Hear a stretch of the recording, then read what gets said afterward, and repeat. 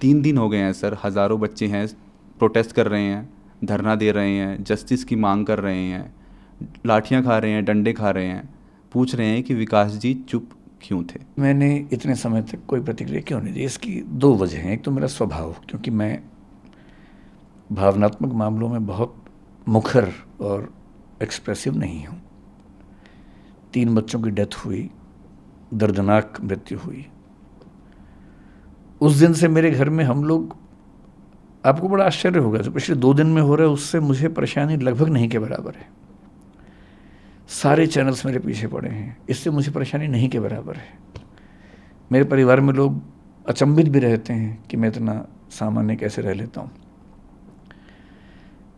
मुझे ज़्यादा चिंता दूसरी बात की है कि 3 दिन से हम घर में जब बात करते हैं या सोने जाता हूँ, नींद के नज़दीक पहुँचता हूँ, तो बार बार एक इमेज बनती है कि जब पानी भरा होगा तो उन बच्चों पर क्या गुजरी होगी। क्योंकि 1-2 बार ऐसा हुआ कि नदी में तैरते हुए पानी नाक में भर गया, 1-2 सेकंड्स के लिए डूबते डूबते मरे, मतलब बचे। कितना पेनफुल होता है वो 2-3-5 सेकंड, जो हम तो खैर 2-3-5 सेकंड में फ्री हो गए, निकल गए उससे। पर उन बच्चों ने तो कम से कम 1-1.5-2 मिनट, मुझे नहीं पता कितना समय इस चीज़ का होता है, लेकिन लगभग इतना होता ही होगा, झेला ही होगा। उम्मीदों की जब आखिरी कड़ी टूटी होगी, जब टेबल पे चढ़े होंगे बचने के लिए और पानी इतना सारा आ गया होगा।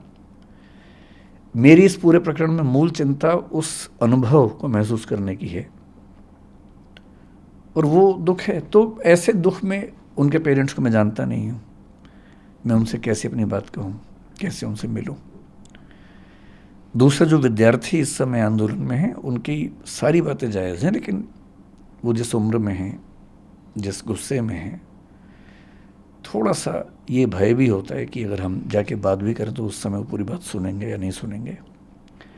अच्छी बात है कि आज ऐसे 3-4 बच्चों से मेरा मिलना हुआ है। मैं भी एक मीटिंग से आ रहा हूँ, एलजी साहब ने बुलाई थी मीटिंग, उसमें कुछ बच्चे भी आए हुए थे और कई इंस्टीट्यूट्स के ऑनर्स भी थे। दिल्ली सरकार के आला अधिकारी भी थे, डीडीए से, एमसीडी से, फायर डिपार्टमेंट से, चीफ सेक्रेटरी दिल्ली सरकार के वो भी थे। तो वहाँ थोड़ी सी बच्चों से मेरी, मतलब 1-to-1 नहीं, लेकिन हाँ मीटिंग के दौरान बातें हुई। अब मुझे लगता है कि वो सहजता है, हो सकता है कि मैं आज या कल में बच्चों से मिलूँगा। क्या दिल्ली सरकार का कोई मंत्री, जिस मीटिंग का आप जिक्र कर रहे हैं एलजी साहब के साथ अभी चंद घंटों पहले हुई, क्या कोई दिल्ली सरकार का मंत्री भी था उसमें?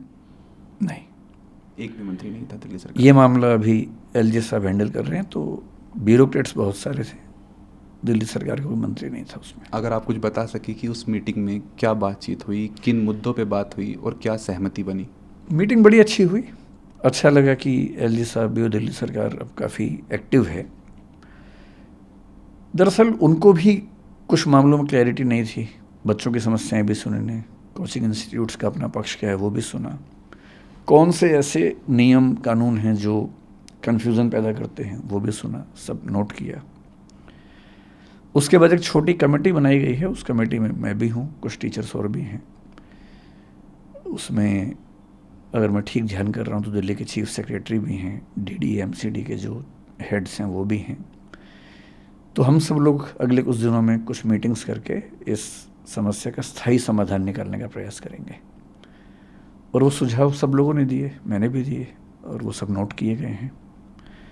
कुछ बातों पर ऐसा लग रहा है कि अच्छा समाधान जल्दी निकल जाएगा।